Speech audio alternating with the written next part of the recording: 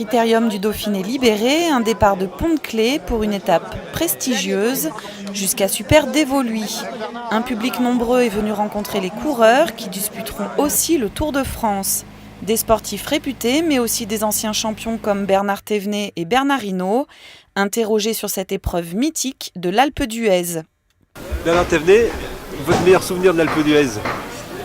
Le meilleur et je pense que le plus mauvais en même temps, c'était la montée d'Alpe d'Huez en 77. Parce que ça avait été vraiment très très dur. J'avais été attaqué par Van Nîmes, par Kulper, par Zotomel.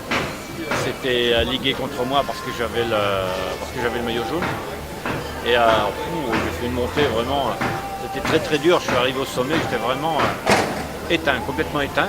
Mais j'avais réussi à sauver le maillot jaune, donc j'étais vraiment très très heureux, vraiment très content. 2 jours après, il y avait un contre-la-montre, il fallait absolument que je sois en tête pour être mieux renseigné. Et j'avais réussi à conserver le maillot, j'étais vraiment content. Mais je crois que c'est vraiment la journée où j'ai le plus souffert de toute ma carrière. Le meilleur souvenir, c'est quand on gagne. Avec Greg LeMond, je pense que c'était un grand moment, c'était un grand plaisir. En plus, finir à 2 avec une équipe, un équipier et collègues, c'est grandiose. Cette année au Tour de France, ils vont monter 2 fois l'Alpe d'Huez. Qu'est-ce que ça vous évoque comme...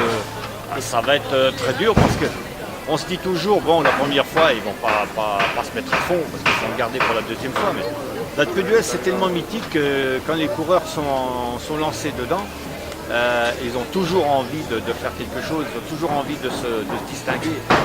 C'est un sommet mythique et il y a quelques sommets mythiques comme ça dans le Tour de France où on a envie d'être devant simplement pour le fait d'être devant. On va dire que parfois on est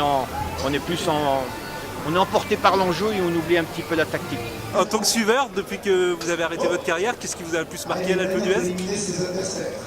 Je crois que ce qui marque le plus, c'est quand même tout ce monde, cette ambiance qui est un peu particulière, le fait d'y avoir les virages, d'avoir beaucoup de Hollandais. C'est ça qui marque quand on fait l'Alpe d'Huez. Parce que des coureurs qui m'ont marqué, c'est quand Roland a gagné. Ça faisait trop longtemps que j'étais là, tout seul, il en fallait bien.